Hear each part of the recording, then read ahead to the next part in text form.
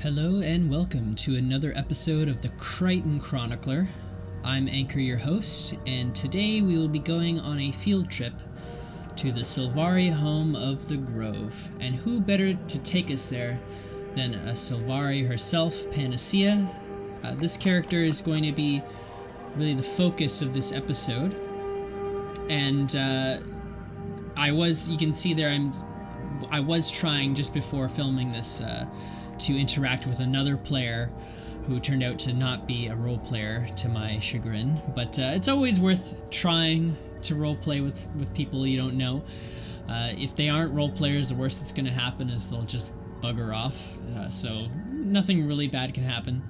But that's what Panacea was commenting there, saying that I broke the role player out of character.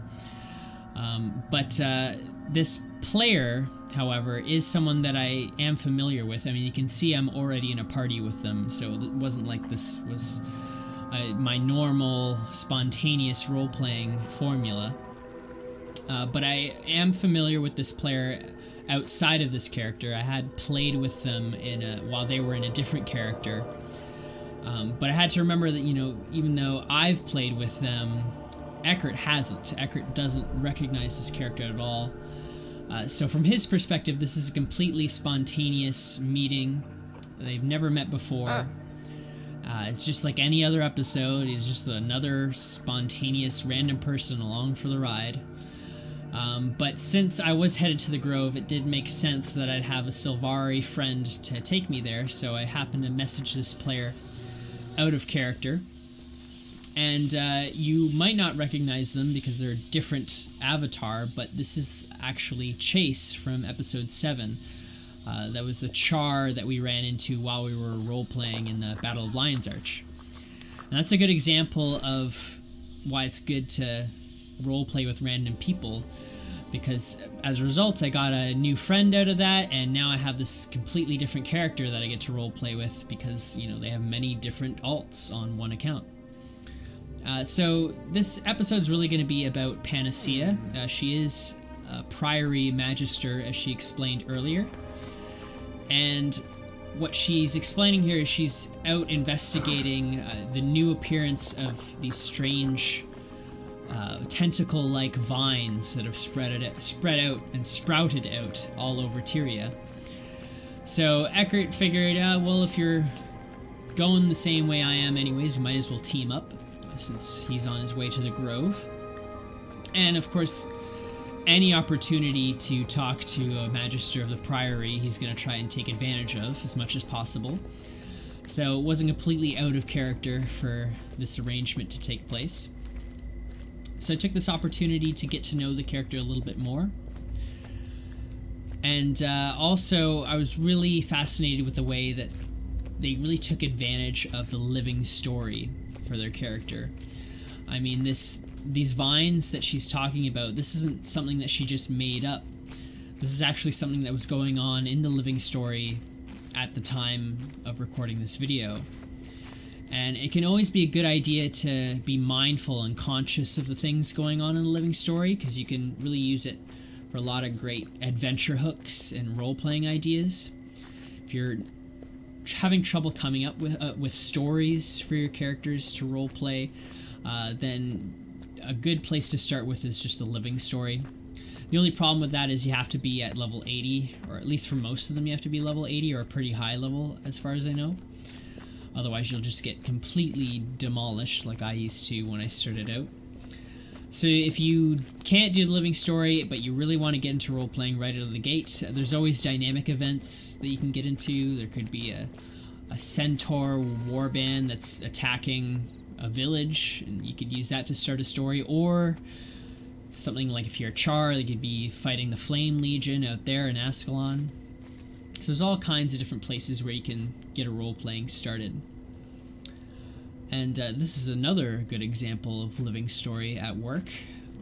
Now, the last time I was here was before I started doing the Krytan Chronicler, so unless you played the game yourself back then, you wouldn't have seen it, but there used to be a giant spiraling tower up above the lake here in Kessex Hills.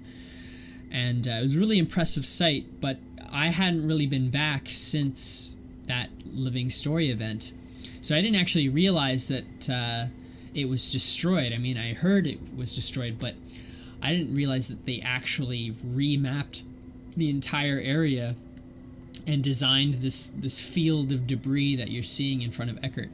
So I was genuinely surprised to see it there, and I was really happy they decided to make that change a permanent one in the world. It really makes you feel like the things that happen have real consequences in the story. And so this is one of the vines that Panacea was explaining about. And of course, Eckhart's never seen anything like it, so his natural reaction would be to figure out as much about it as he can.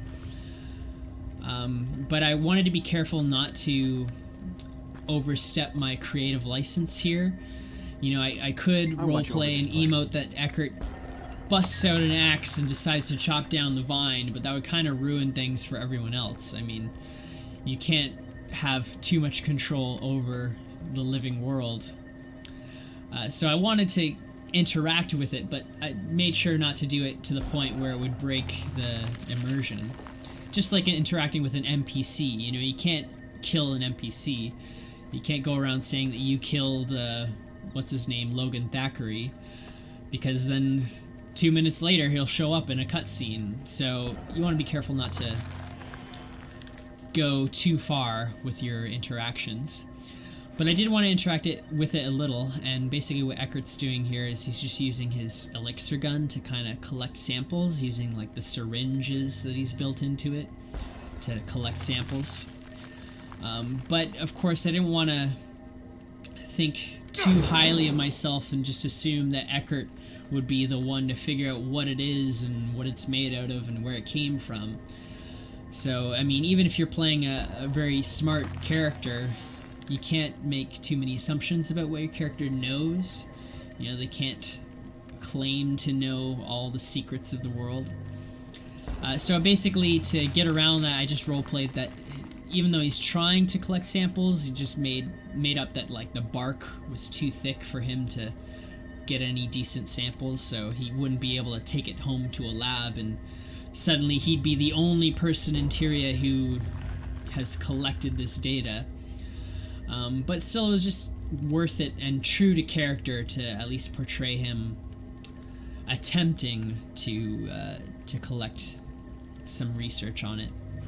And that's an important thing to remember when you're role-playing, is you should never assume that your character does something. It's more safe to assume that they attempt to do something, especially if it involves another character. If you want to steal something from someone else, or even if you just want to like give them a high five, you don't want to just say that you go right up to them and give them a high five, because they might not be the type of character who gives high fives.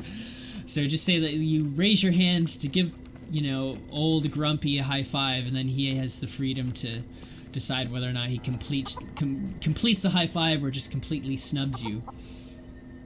But I thought it was interesting that Panacea had all these theories about the vines and where they came from. I mean, obviously at the time of this video, nobody knew for sure what they were. I mean, if you're keeping up to date with the game nowadays, you should know by now what the answer is. Spoiler warning, it's a Morgemoth. But anyways, at the time we didn't know that. And so all these different theories were circulating, not just in the role-playing community, but just in the Guild Wars 2 community at large. And Panacea really incorporated that into her character. Of course, being a part of the Priory, they're the ones who are going to be trying to figure all this stuff out. So she had a few theories of her own. And it was especially important to her because she played a Sylvari character.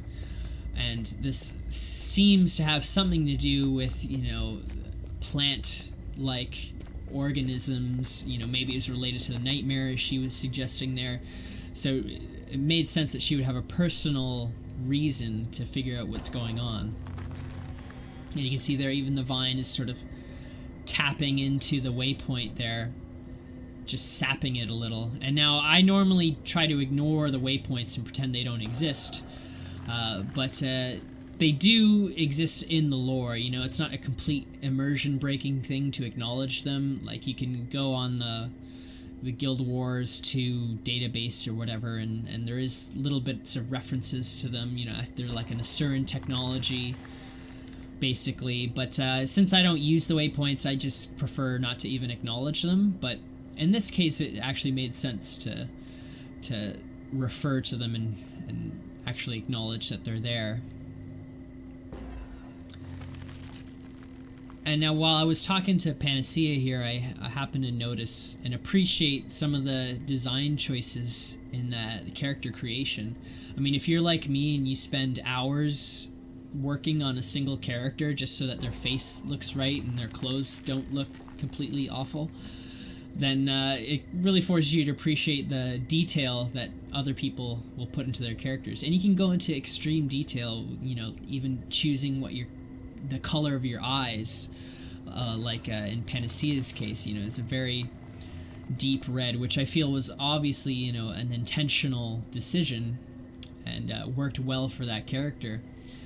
So when I happen to notice those things, I try to appreciate them as much as possible and bring them up. You know, I might mention something about a character's like hair color, or for Char, their fur pattern that might be interesting to me.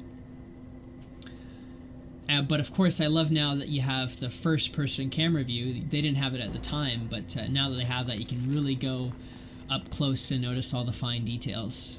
It really is like a work of art, character avatar is.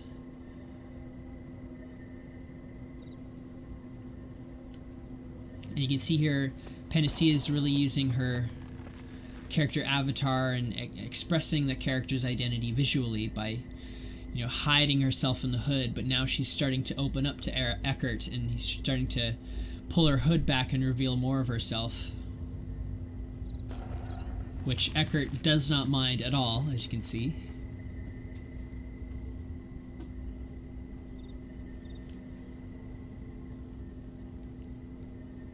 But it can be kind of a fun game. Next time you're playing, if you want, you could always like turn off the name tags so that you can't actually see what a person's name is. You might think that would be disastrous and you just get confused all the time, but if you pay close enough attention, you can really recognize the details of a character, and you just learn to recognize people just by their facial features alone. It'd be kind of a fun game to see how well you can remember who's who just by recognizing their features.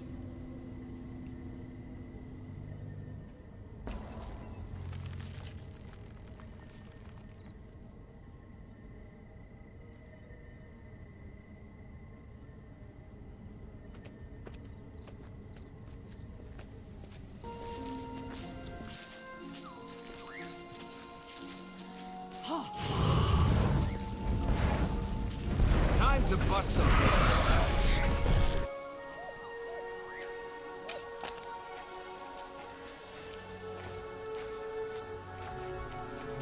Now you'll notice when Eckhart gets into battles, like the one he just sort of skipped over there, I tend not to roleplay it as too urgent. You know, I mean, you'd imagine in real life, a real battle, you'd be, you know, fighting for your life and catching your breath and everything. But you also have to appreciate the differences between the real world and a fantasy world like Tyria, where you're walking along the road, you're going to get attacked by random wildlife every couple minutes or so. So at a certain point, the characters start to disregard it as a serious threat. You know, like, Eckhart isn't too concerned that this spider is going to kill them. You know, to him it's more just a pesky little fly that he has to swat away. You know, he has to exert himself a little bit, pull out his guns, and take advantage of that martial training he got from Gunnar. But for the most part, it's not too urgent or too dire a situation. So you don't have to roleplay every single battle like you're about to die, but when it comes to the more severe and bigger battles, that's where you can really go the extra mile and roleplay that your character is like really scared or being really courageous and exhausted. But for the most part, it's just like, oh, you're wandering along and a random eagle attacks you. It's like, oh, no big deal. You know, I might get a few scrapes, but I'm not worried.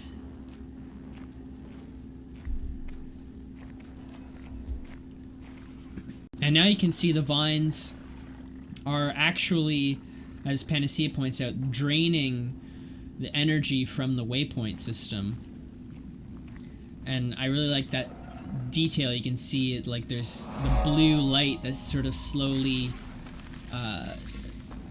seeping down through the vine into the ground.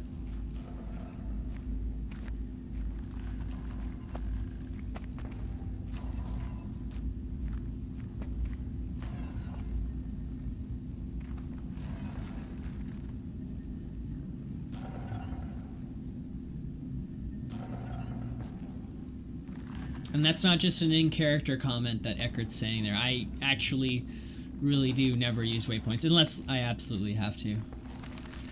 But then I feel guilty afterwards.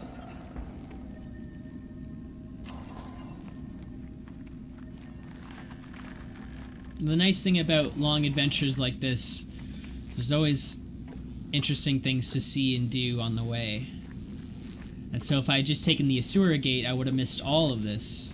So it's definitely worthwhile. And if you are playing a new MMO like this, like it's your first time playing Guild Wars 2 or even any MMO, I implore you to, for at least the first time you play through it, avoid using any kind of fast travel or teleportation. Because you just get so much more out of it when you experience the entire world like on foot. And you really get to feel the size of it. You know, having walked all the way from like Ebonhawk, which is at the complete other side of the map, having walking that distance, it really made me realize just the scope and the size of this entire virtual world in a way that I wouldn't have if I just skipped to each individual area and then explored. You know, if you walk through all the different areas from one side of the map to the other, then that's when you really see how big it is. And role-playing becomes a lot easier because you're not faking your sense of adventure and wonder. It's more of a genuine feeling, which is like almost half the reason I like playing these games. It's the exploration it attracts a lot of players to these sorts of sandbox games.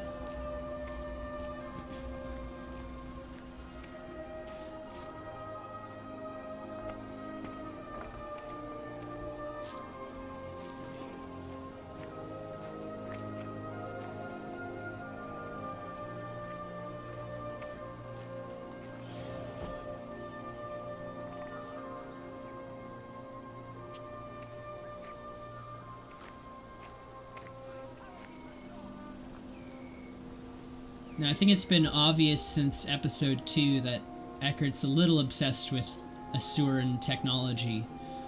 And I knew that as we were getting closer to the Grove, we were also getting closer to Radasum, which is, of course, the home city of the Asura. But it was nice to sort of build up this curiosity as he was getting closer and closer, starting to see a bit more and more Asuran technology. Like there's the bridge that they passed on the way here. In the caves, there was all that like junk left over from Asuran technology that the script were playing with. And now he's starting to see like an actual Asuran built lab. And the character he's referring to, Malamedes, is another part of the lore. He's one of the Sylvari Firstborn, and he was the first Sylvari discovered by another race. Basically, the Asuran Inquest found him, and they thought he's like some weird... You know, they'd never seen anything like a Sylvari before, so they thought it was a strange alien life form. They decided to kidnap him and do some pretty ugly experiments on him. And some people debate whether or not that was the reason the Nightmare Court formed, because of the torture he went through brought back with him all this, you know, negative pain to the Pale Tree, and that sort of infected the Pale Tree with this negative dark side, which became the Nightmare. But that's sort of more of a speculative thing.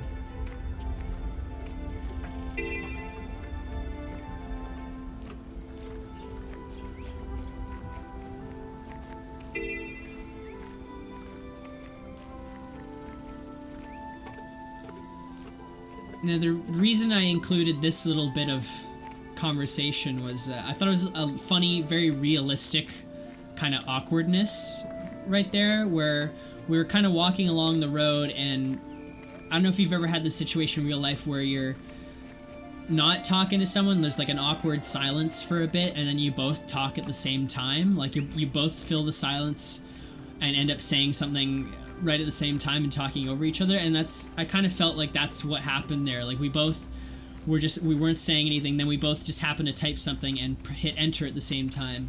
So in my mind, in my imagination, I kind of imagine it as like just like a silence, then like Eckhart goes to say something but ends up cutting Panacea off, and it's like, oh, sorry, no, you finish. What were you saying? Which is kind of a very realistic, kind of awkward moment. Not something you would see in a perfectly well-scripted drama, but more closer to real life.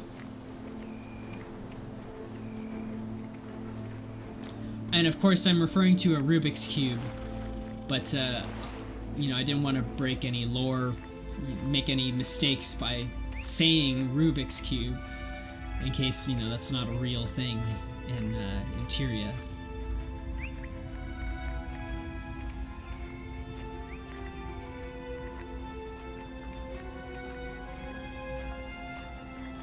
Strange weather for fog. We should investigate. Keep close.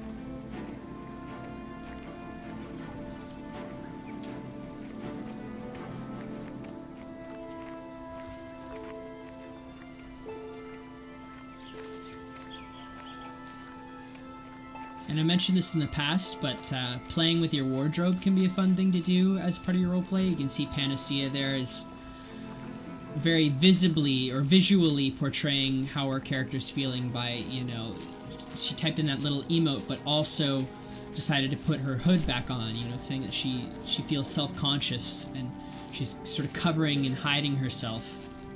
So she's using her avatar in a very visual way to portray what the character's feeling.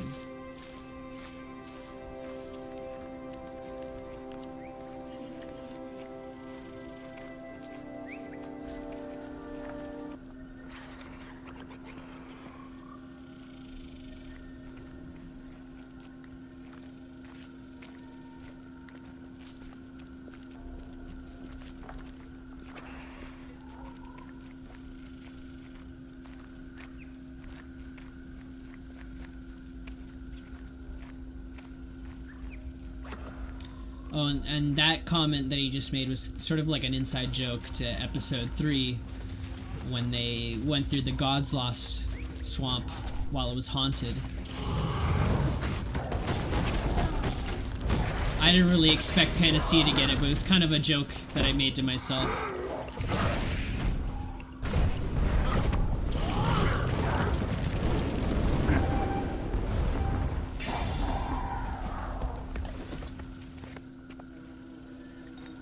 Riddance. I'm glad that filthy beast is finally dead. Calm down, Trundle. Keeping spite for the dead doesn't help anyone. Oh, I'll take my spite to the grave, thank you very much. It killed my favorite bull. This is gonna be a long, hard trip, now isn't it? You were the one who decided to take a break. You might have noticed that I tend to take the road a lot when I'm traveling. I stick to the road for the most part. And that's because even if going off-road would be normally faster than taking the road, you might have a winding road that goes up hills and around mountains and things, whereas it might just be faster just to cut straight through the wilderness and go straight to your destination. But I think it's more for realism. You have to imagine that your character, especially if they're new to this area, they're not going to know their way around. So they're more likely to get lost if they go off-road like they're doing right now. And even though you have that little map in the corner of your screen which tells you where all the important places are, your character doesn't really have that. They might have like a map in their inventory, a physical map, but navigating that through, forests, dense forests and swamps wouldn't be as easy as just taking a road, even if it is the long way around.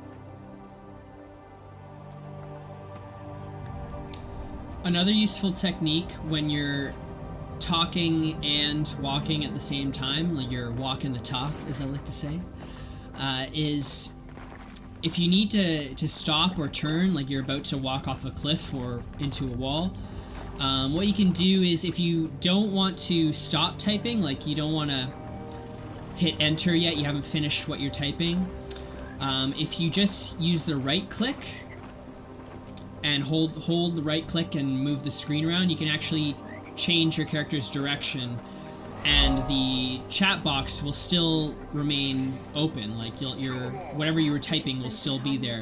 So you can kind of move around. You can type a little bit and turn your character, type a little bit more. However, if you need to actually do a full stop, then you're going to have to use, you know, the WASD keys. So in that case, if you have to stop walking, you're in the middle of typing, you have to stop walking, and then you want to finish typing, like what I did a second ago. Then just hit the left click on the screen, and it'll take you out of the chat box.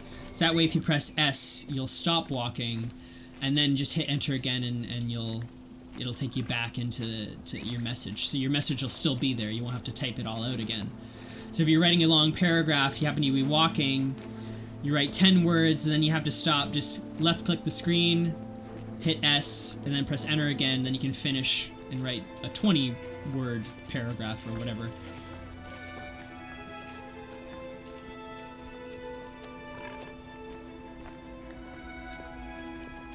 And even if you mess it up, the worst that's going to happen is you'll hit enter accidentally and you'll post your paragraph like mid-sentence. But I prefer to speak in fragmented sentences anyways, just so it's more realistic and so that the other players can keep up with what I'm saying. They don't have to wait, 5 minutes for me to type out a long paragraph. Instead, they're just waiting like a few seconds to get a sentence at a time, or a fragment of a sentence at a time.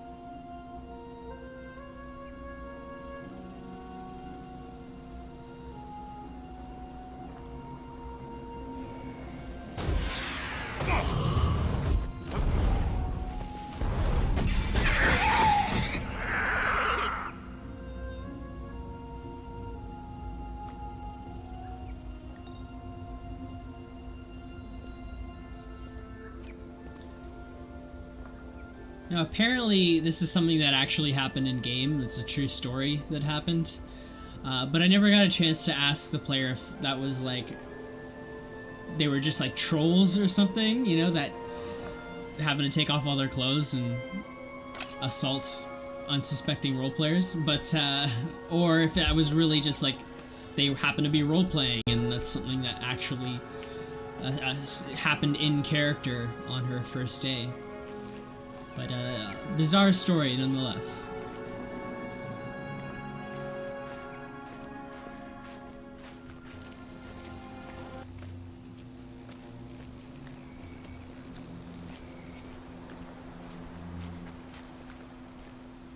We got company.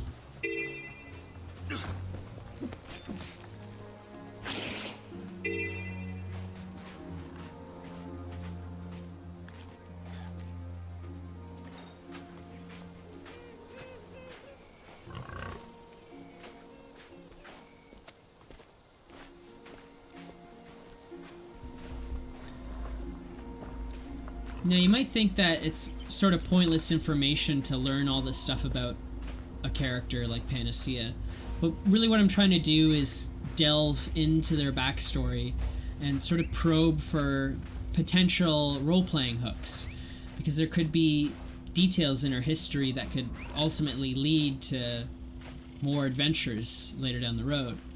So asking things about, like, oh, have you ever been to Divinity's Reach? Or what was your first day after waking up like? These can lead to interesting stories in the future. And it also gives you a chance to express more of your character's identity. Led Eckhart into segueing into, what he's been up to and how he's been spending his time in the Black Citadel. And these stories like this are really what comprise your character's identity. If I hadn't mentioned studying with Turas in the Black Citadel, then, that whole detail of my character would be completely non-existent. It would only exist in my imagination, but you want to bring your imagination into the reality you're creating with other players, and you can only do that through dialogue and sharing stories like this. And so even though Turas and I never really role-played our time together, it wasn't like I signed in and then they signed in and then gave me lessons on how to build turrets and things. It was more like we just made an agreement, like, this is what we're doing off screen, which is how I do it with all of the mentors Eckhart has had in the past.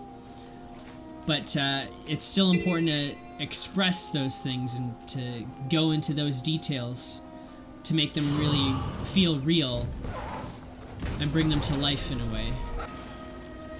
So like the story of Eckhart making a flower out of metal, I just made that up on the spot as something that he would do, in his spare time with a bunch of spare parts and a welding torch. He could make like a little mechanical art piece or something, or an art project as he describes it. The more I see out here, the more I realize how peaceful it is. We're lucky to have it.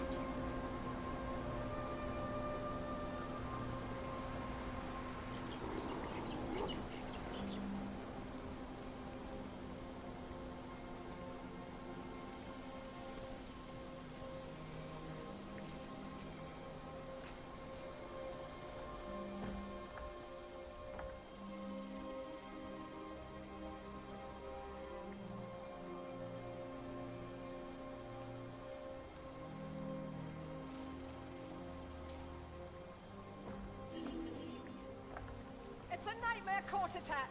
Unless you're a warden or ready to experience death, please evacuate immediately.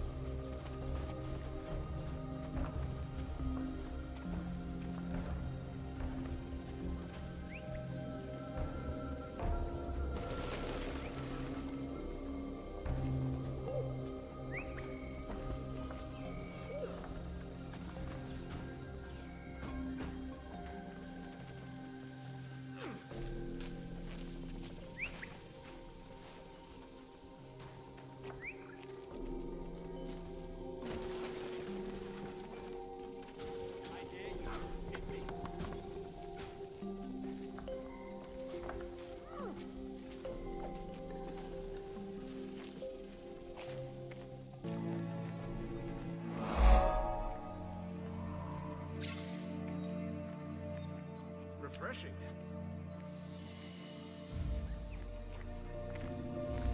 So this is my first glimpse of the Pale Tree, and of course having another player with me who was well versed enough in the lore to explain things was very handy. Of course, having a Sylvari there to guide Eckhart to the Pale Tree would be the most obvious choice, so that character could explain all the different cultural differences between them and humans.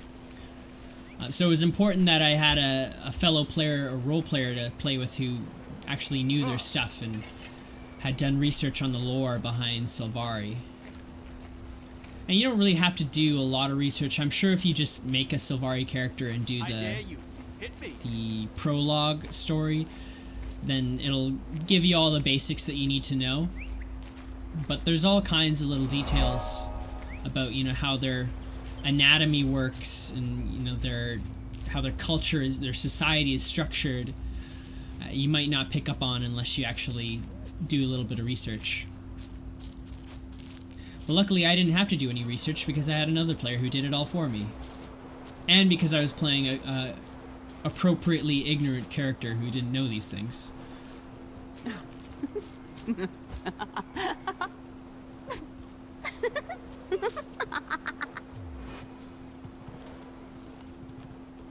And I love seeing all the role players walk by, like those two, you know. Obviously they're role playing, otherwise why would they be walking? And I didn't even need to interact with them to appreciate their presence, you know. They make the city feel more like a living city just because there's other people walking around going about their business, and you can't help but wonder what they're up to or where they came from, where they're headed. And so it gives this very rich feeling to the city, even more so than just the static NPCs that just pace back and forth in the same places.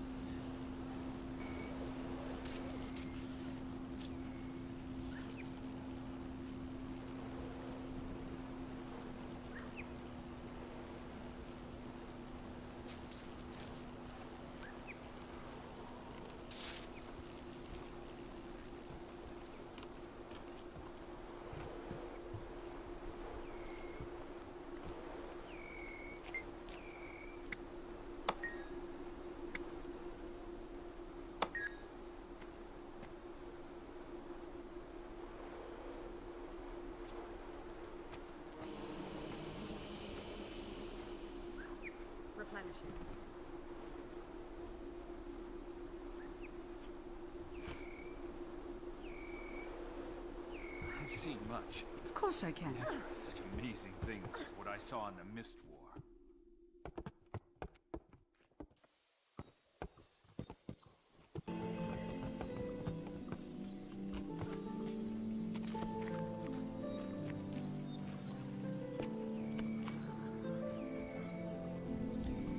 I was happy to learn there's a pretty sizable Sylvari role-playing community.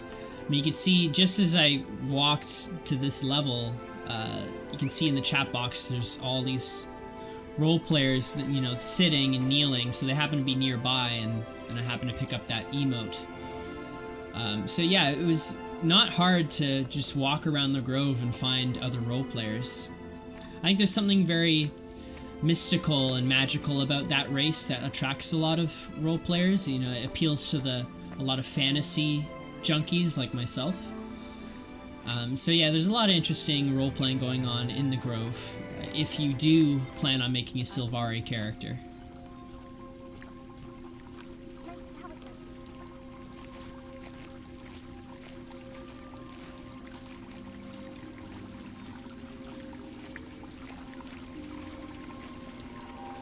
And right now Panacea is giving Eckhart a bit of a tour of the Grove. So we've already been a few places now. And right there Eckhart was sort of lamenting, at least it's a lot better than his experience in the Black Citadel, which was a bit more harrowing than this. You know, this is like the complete opposite. It's like a dream, you know, fantasy land. But I love that I've had enough experiences in character that I can refer to all these different memories when I'm talking to people. And we kind of happened upon this other player who happens to be a friend of Panacea's, both in character and out of character, I believe. But I wasn't sure. I mean, I had no knowledge of this character showing up. I didn't know we were going to run into them. I have no idea if they happened to just be playing already and they saw us in the area and decided to approach, or if maybe Panacea sent them a whisper. But the less I know, the better, because that way it feels more spontaneous to me and feels more organic.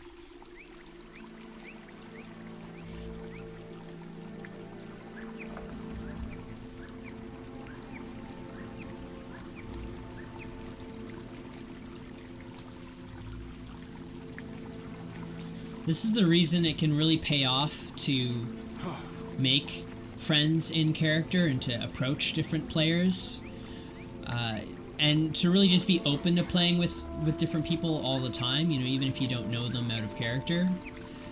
Because, I mean, I didn't initially know Panacea, or the player behind Panacea, but because during episode 7, me and my fellow guildmates were role-playing together, we weren't, you know, exclusively role-playing together.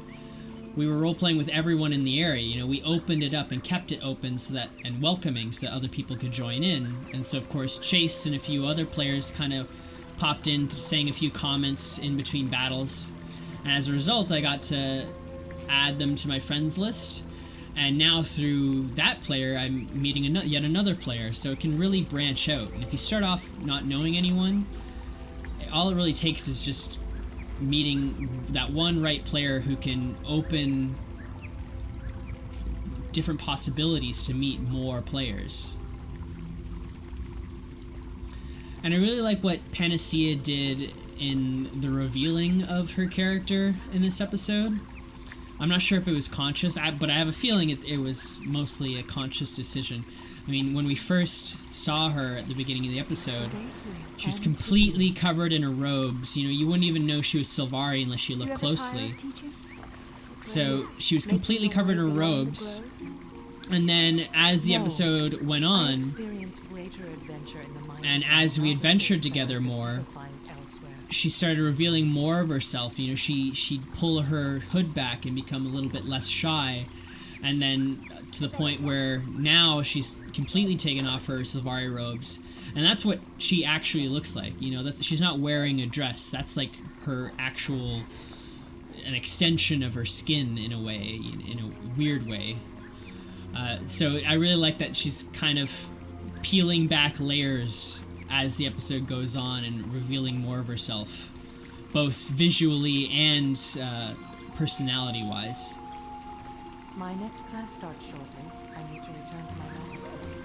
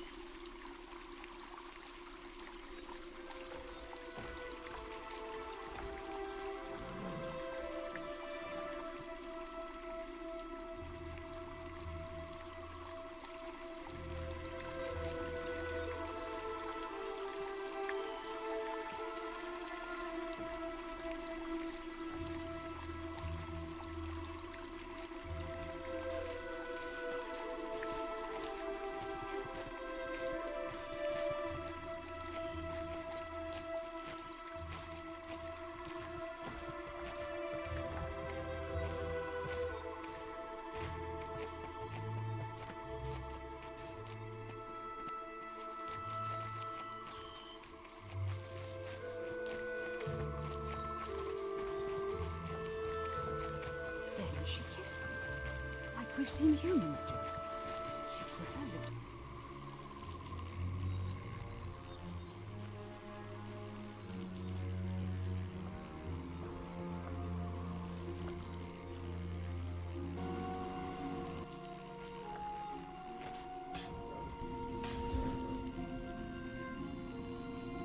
Now, this is an example where meeting Zelarna really came in handy, because I had some knowledge of Sylvari culture via that character, and you may remember Zelarna was also a Sylvari warden. So I felt, as a result of that, a familiarity to Eidolon, because I knew someone who had the same profession as him, and in that way I was able to relate to him more. Now, we did happen to run into another character, that Char, who's following Eidolon. I didn't get to include too much of that character in the episode, just because it was already a lot that happened. But also a very interesting character who seemed to be a friend of Eidolon's, but didn't quite get the full story on that.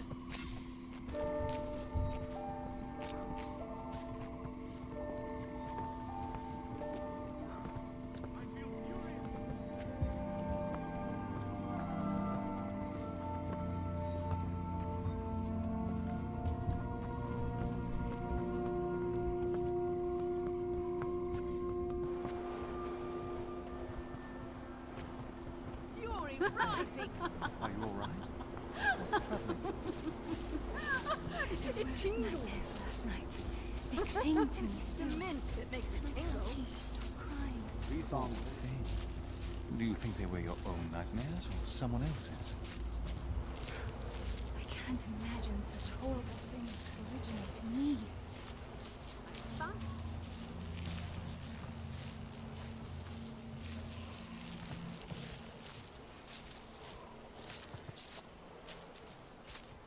Protected.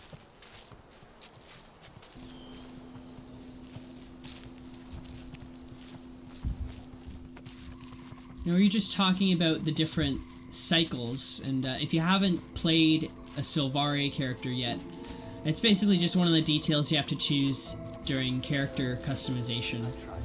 As far as I know, it doesn't really have an effect on your character. It's mostly just for role-playing purposes. It just affects the story a little bit. But I don't think it affects your stats, anyways. But the reason Panacea brought up the gods and the legions for the Char is that you can kind of compare it to that. I mean, I think from the developer's perspective, they kind of serve the same purpose in just making your character slightly more unique and fleshing out your character's personality. So with the Sylvari, they choose which time of day they happen to awaken, which you would imagine would affect a race of plant-like creatures, you know. The position of the sun is going to have an effect on them. But basically it just affects their personality a little bit. It's kind of like comparable to real-life astrology, you know, whether you're a Taurus like me or Capricorn or what have you. And whereas with humans, since they don't have cycles, they get to choose which god they are patron of at the beginning of their customization. But of course, from Eckhart's perspective, he doesn't really see the similarity, because he thinks that, you know, the gods are special and it's completely different, and he's more culturally brainwashed, in a sense, into thinking that, you know, it's more of a unique thing that you can't compare to other races.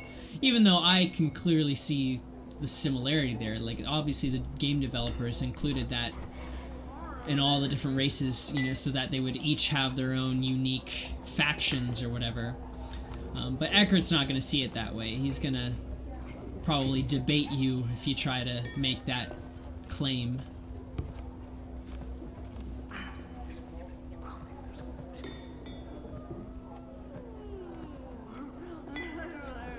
Now, I had to cut it out of this episode, but Panacea did mention to me out of character that she was listening to a podcast, basically, like an online radio station. Unfortunately, I wasn't able to listen to it just because the recording software prevented me from doing that without completely disrupting the episode. But I did check it out. It's a really cool in-character radio station set in the world of Tyria. Basically, It's called Paragon Broadcasting, and it's like this Asuran DJ who plays radio hits, but also is like, you know, commenting and speaking in character, as if this were a real radio station in Tyria. Of course, there probably aren't radio stations unless you're in Radasum, but it is kind of a neat little radio in character sort of project that somebody put together.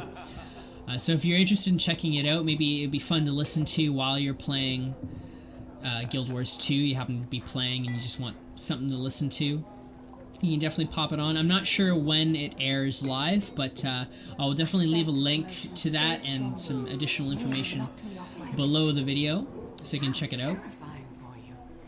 What did you do? Now, we are just about to wrap up the video here. Figured this would be a good place to end our adventure.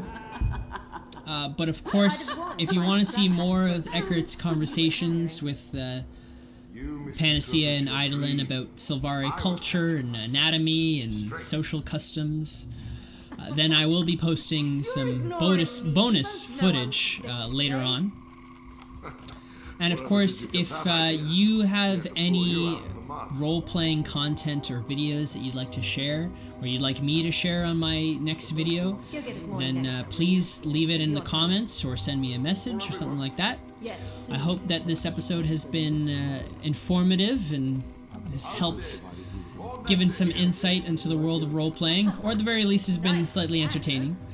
Once again, I'm Anchor. This has been another episode of the Krytan Chronicler, and remember to keep on role-playing.